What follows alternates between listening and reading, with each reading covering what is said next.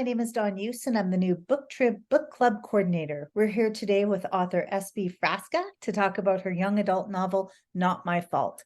This timely and important story is about a teenager who fights back against bullies with powerful protest art. Unfortunately, getting kicked out of school isn't part of High's grand plan. Not My Fault is one of the books taking part in Booktrib's Book Club program for July. That was a tongue twister. Thanks so much for taking time out of your schedule Ah, to answer a few questions, Sibel. absolutely. Thank you. This sounds like such a fantastic book. I haven't had a chance to read it. It is high on my TBR. But I would love, obviously, our readers are going to be able to click on the link and see more about the book, but I'd love for you to tell us something that we might not find in the book jacket, something intriguing.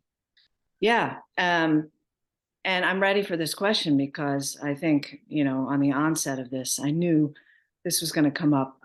So I might as well address it right off the bat. It's the narration is intentionally unorthodox. It's intentionally fragmented, and it's the way my mind works is more of a collage, I think, probably from my years as a songwriter and trying to find the most meaningful way to say something in the least amount of words. And so so the narration is intentional. I even put it on the book on the inside cover that, I know I'm a total grammar nerd. I know all the rules, Yeah. and I love books that embrace the total grammar rules, but I intentionally break rules too. And that's what I did. And it just felt more authentic to break the rules for the character here. So having said that, that's going into that. I think that's good to know. It's good to know. I found it fascinating too when I was reading your bio, just that you've had such a distinguished career as a songwriter. So I love that you were able to flow that into your current work in a way that's unique. Yeah, I mean, hopefully that people, the early response has been wonderful. Uh, it's like I said, it's a little unusual. I worked a lot with teenagers, and now I have two teenagers. Yeah. So the teenage frame of mind is not a perfect thing. And therefore, the writing just became more natural to me, much like the songwriting, where something that was more, that I didn't want the process to be, I didn't want it to be overly processed. So I just went with it and Right. then fine tuned from there. I know you just said that you work with teenagers and you have two teenagers, but I'm wondering, was there anything, did you have to do research for this book? And if so, was there anything surprising that you learned while researching or writing it? You know, research is just from the recesses of my mind. Growing up as a teenager, I pulled a lot from my own experiences, Mm. some painful stuff from the teenagers I worked with. When I'm one on one and I'm saying, what are you going through right now? And how can we make that into something that people are going to relate to? So there's just a lot of that. And I think this character specifically, whether you were this character, are this character, or know this character from the sidelines, so know somebody who is this character, I think it's really important to know that I'm just as curious about um, High as the next reader, High being the character. Yeah. When I started, um, I realized that this character was really private, like a teenager, really private, Yeah. and had a secret life or secret thoughts that even as a writer, I didn't feel comfortable being privy to. Wow. So I think, and from my early reader experience, it was kind of an experiment that two different readers can have two totally different ideas of who this person is Yeah. and what this person's going through. So I don't want to give too much away, but each reader can have a varied response, and I find that fascinating, relatability wise. That really transitions into my question about, as you know, this is a July book club pick. Why is this?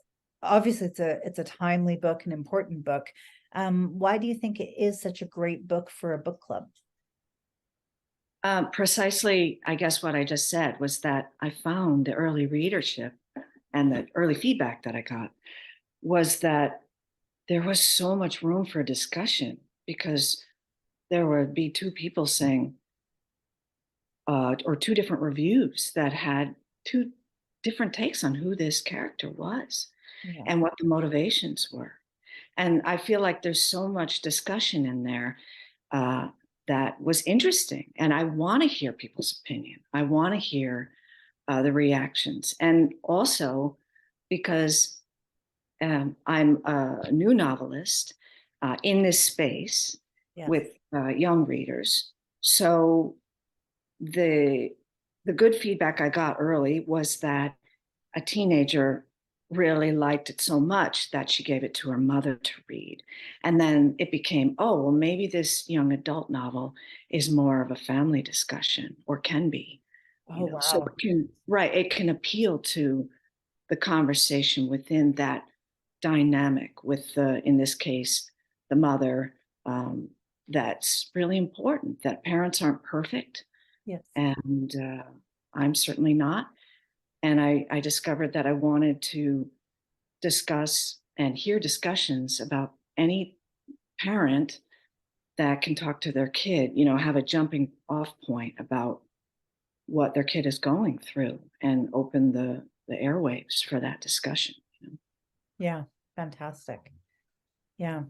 I'm looking forward certainly to reading it and having discussions with my daughter, hopefully as well about that. So I really hope so. we're going to segue a little bit off for this last question on your book and just I'd love to know what the best book you've read in the last years. I know that's a little hard to pick when you're a big reader, Oh. but Yeah, and full disclosure, because I have teenagers at the moment. In the last, anybody knows that my big role as chauffeur puts me in the car a lot, yes, and so I'm audible binging. I same. st- I still right. I mean, I know there's discussion on whether Audible is a true readership thing, but absolutely. I mean, the storytelling, if it's there, it's there. I don't Absolutely. yet have an Audible version of this book, but I probably will. Um, Having said that, I am totally across I span the depth. So let me see.